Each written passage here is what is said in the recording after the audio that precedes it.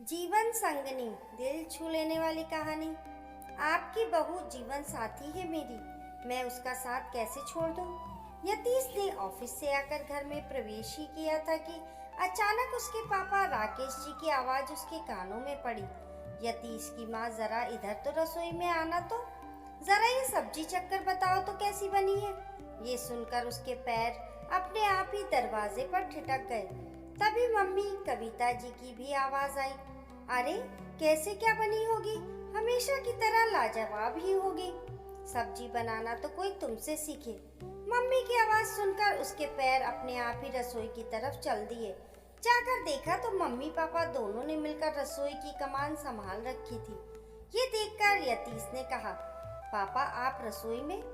सुनकर पापा ने कहा, हाँ, तेरी मम्मी का सुबह से सर दर्द हो रहा था तो सोचा कि इसकी मदद ही करा दूं, काम जल्दी हो जाएगा। आखिर मेरी जीवन साथी है, उसे अकेला कैसे छोड़ दूं? बस बेटा तू बाहर बैठ, अभी खाना तैयार हो जाएगा, फिर तीनों मिलकर साथ ही खाना खा लेंगे, मम्मी ने कहा। सुनकर यतीश वापस बाहर आ गया और अपने कमरे में जाकर चेंज करने लगा। चेंज करते समय भी उसके दिमाग में कई बातें चल रही थी, पर उसने कुछ नहीं कहा। चुपचाप चेंज कर बाहर आ गया। तब तक मम्मी पापा भी आ चुके थे। तीनों ने मिलकर खाना खाया।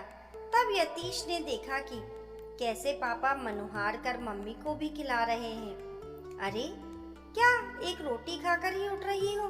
थोड़ा ढंग से खा लो, दवाई भी तो लेना है। अजी खा तो चुकी हूँ, इससे ज्यादा नहीं खाया जाएगा मुझसे। तुम्हें पता है ना तबीयत ठीक नहीं है, मम्मी मना करते हुए बोली। हाँ पता है, पर अगर खाना ढंग से नहीं खाओगी तो दवाई असर कैसे करेगी? कहकर पापा ने एक रोटी मम्मी की थाली में और रख दी। दोनों खाना खाते खाते समय आपस में बातें कर रहे थे, लेकिन यतीश ने एक शब्द तक नहीं कहा। चुपचाप खाना खाया और अपनी थाली रसोई में जाकर धोकर रख आया और अपने कमरे में आकर लेट गया। ये देखकर कविता जी ने कहा, लगता है आज यतीश बहुत ज्यादा ही थक गया है, तभी कुछ बोल नहीं रहा।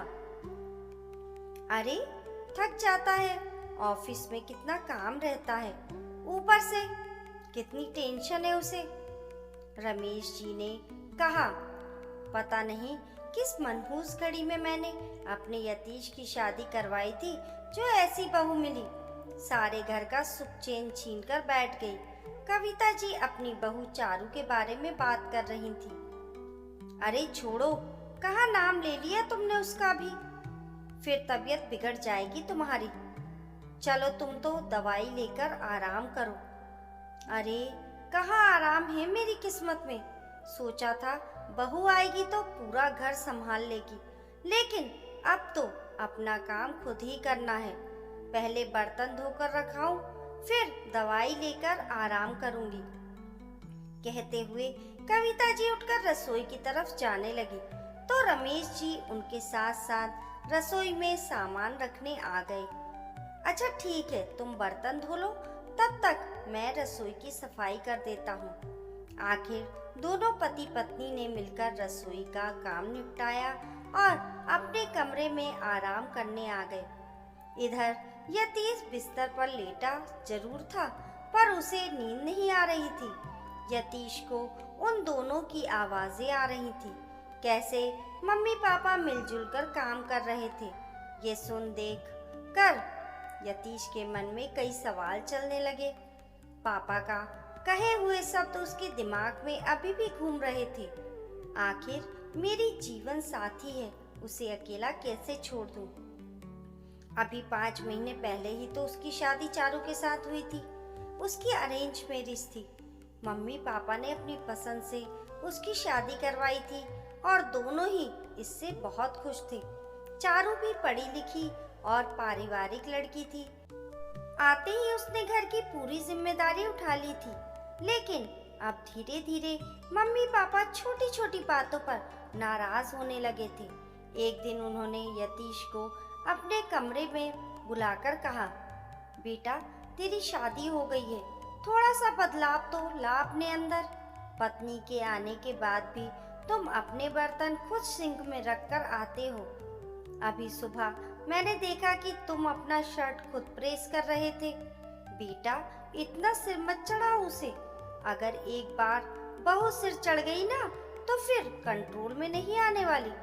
ये सुनकर यतीश ने कहा, पापा, चारू को सुबह कितने काम होते हैं। उस समय वो आप दोनों का नाश्ता तैयार कर रही थी, इसलिए मैंने अपना शर्ट खुद प्रेस कर लिया। और फिर मैं पहले भी तो अपना ये सब काम करता था, तो फिर अब क्या हो गया। ये सुनकर कविता जी अपना हाथ अपने सिर पर मारते हुए बोली, ऐसे तो कर लिया इसने कंट्रोल अपनी पत्नी को।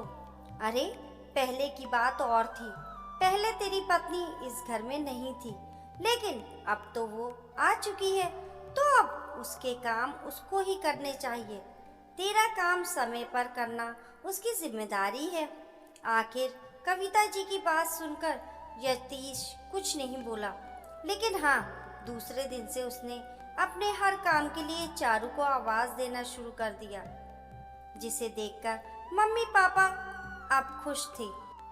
हालांकि चारू को ये बदलाव अजीब लगा था, पर उसने कुछ नहीं कहा। पर फिर भी मम्मी पापा चारू की छोटी छोटी बातों को पकड़ते थे।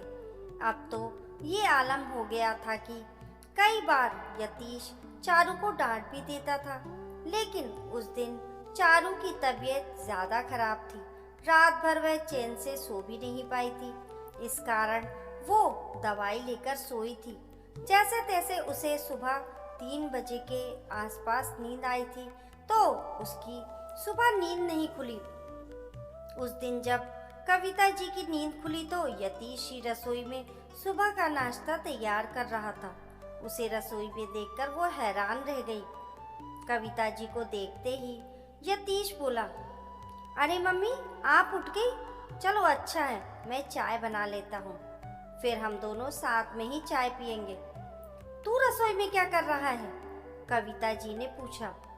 अरे मम्मी, चारू की तबीयत खराब है, रात भर बुखार से तप रही थी। अभी सुबह 3 बजे ही दवाई लेकर सोई है, इसलिए उसकी नींद नहीं खुली, तो सोचा चलो आज चाय नाश्ता मैं ही तैयार कर देता हूँ। कहकर यतीश गैस पर चाय के लिए पानी चढ़ाने लगा। अगर बहू की तबीयत खराब थी तो मुझे बोल देता, मैं बना देती, कविता जी ने कहा। अरे मम्मी, तो क्या हो गया, आप तो बैठो, मैं चाय लेकर आता हूँ, कहकर यतीश ने कविता जी को रसोई से बाहर भेज दिया। ये देखकर कविता जी ज्यादा नाराज हो गई। इतनी क्या तबीयत खराब हो गई थी बहू की, जो उठकर खुद चाय भी नहीं बना सकती। पति को ही लगा दिया रसोई में काम पर। इधर जब रमेश जी ने देखा कि यतीश चाय बनाकर लेकर आया है, बस इसी बात को लेकर उन्होंने हंगामा कर दिया। उस समय तो जैसे तैसे यतीश उन्हें समझाकर ऑफिस रवाना हुआ था, लेकिन शाम तक जब आया तो देखा चारू के मम्मी पापा भी घर पर मौजूद थे। बात जरूरत से ज्यादा बिगड़ चुकी थी। यतीश के मम्मी पापा समझने का नाम ही नहीं ले रहे थे। इधर चारू की तबीयत खराब थी।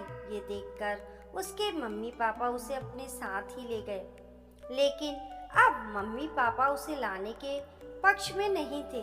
उनका कहना था कि बहू के माता पिता उसे समझाने की जगह उसे अपने साथ लेकर चले गए, तो जिस तरह लेकर गए थे उसी तरह खुद ही छोड़कर जाएं। बस बात इसी तरह बिगड़ती जा रही थी। बाहर गिलास गिरने की आवाज से यतीश की तंद्रा टूटी। उसने उठकर देखा तो पापा पानी का गिलास लेकर जा रहे थे।